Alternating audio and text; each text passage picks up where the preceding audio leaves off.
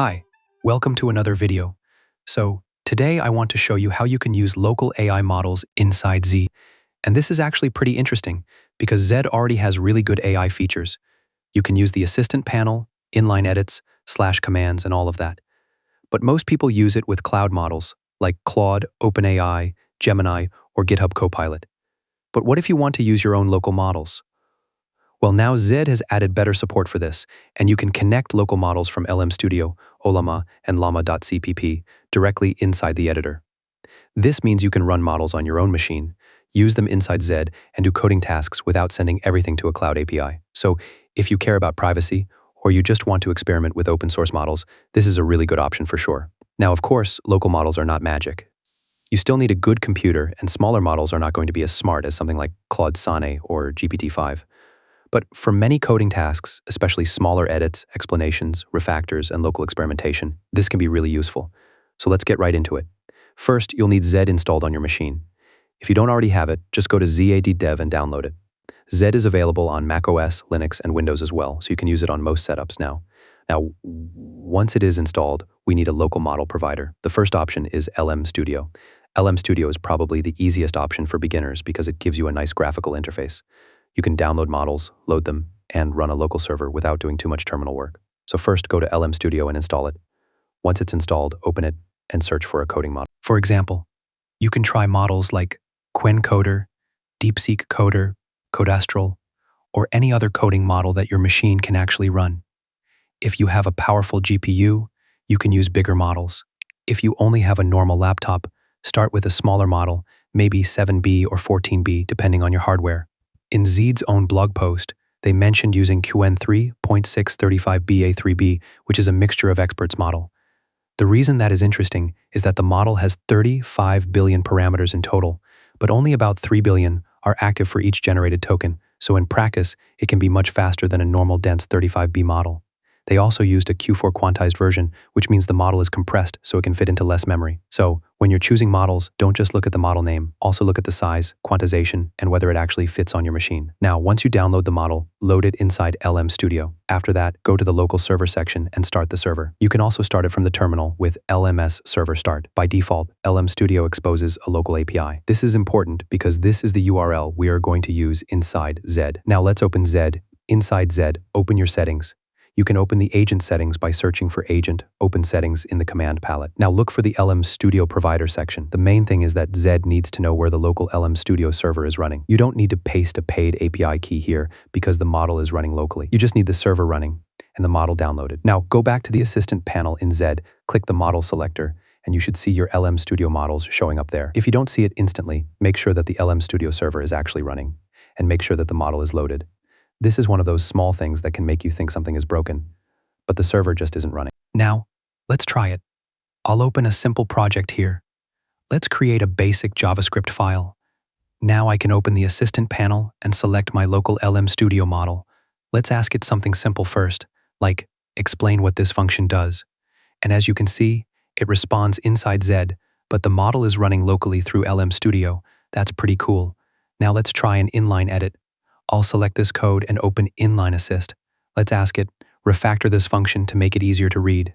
Now it generates the change, and we can accept it directly in the editor. So this basically gives you the normal Z AI workflow, but powered by a local model. Again, the quality depends a lot on the model you choose. If you use a tiny model, don't expect it to behave like Claude. But if you use a good coding model, this can work surprisingly well. Now the second option is Ollama. Ollama is another very popular way to run local models. It is more terminal-focused, but it is also very easy once you understand the basic commands. First, install Ollama from Ollama.com. Once it is installed, you can pull a model with a command like this. Ollama pull Qwen-2.5 coder, or you can use any other model that you like. Then you can run it with Ollama run Qwen-2.5 coder. Ollama usually runs its API locally on port 11434. Z already supports Ollama, so this is also very straightforward. Open your Z settings and make sure Ollama is enabled as a provider. In many cases, Z can detect your Ollama models automatically if Ollama is running. If Ollama is not running, you can start it with Ollama serve. Then, in the assistant panel, open the model selector and choose your Ollama model. Now, you can use it the same way. You can chat with it, you can ask questions about files, You can use it for inline assist, and you can do small coding edits inside the editor. The nice thing about Ollama is that it is simple and works well for a lot of local model workflows. The nice thing about LM Studio is that it gives you a more visual interface, which some people prefer. So use whichever one you like. Now, Zed also supports Llama.cpp. This is a bit more advanced, but if you already use Llama.cpp or you want lower level control, you can connect it as well. The idea is basically the same. You run the model locally, expose an API endpoint, and then point Z to that endpoint.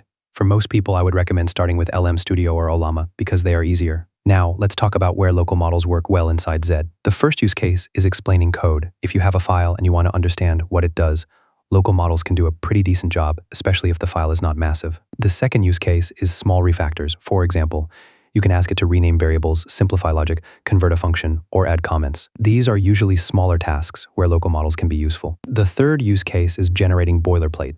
If you want to create a simple component, a small function, a config file, or a basic script, local models can be pretty good. And the fourth use case is privacy-focused work. If you don't want to send your code to a cloud model, local AI gives you more control. Everything is running on your own machine, which is great, but there are limitations.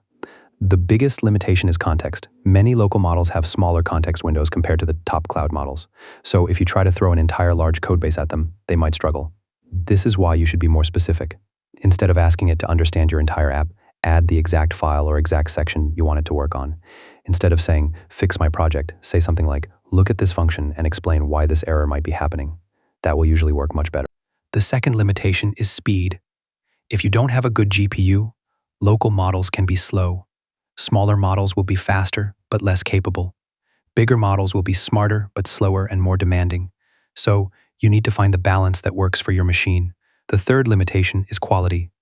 Local models are getting much better, but the best cloud models are still usually better for serious agentic coding, complex debugging, and large codebase reasoning. So personally, I would not say local models fully replace Claude or GPT for everything, but they are very useful as an extra option. You can use Zed's own hosted models, Anthropic, OpenAI, Gemini, GitHub Copilot, Ollama, LM Studio, and local models. That flexibility is really nice. For example, you can use a cloud model when you need the best possible reasoning, and then use a local model for smaller tasks where you don't want to spend money or send code outside your machine. Zed is already one of my favorite open source AI editors, and local model support makes it even more interesting. You can now have a fast editor, built-in AI features, and the option to run models on your own machine. Again, I don't think local models are perfect yet, but they are improving very quickly. And having this inside Z8 means you can experiment with them without changing your whole workflow. So that's great. Overall, it's pretty cool.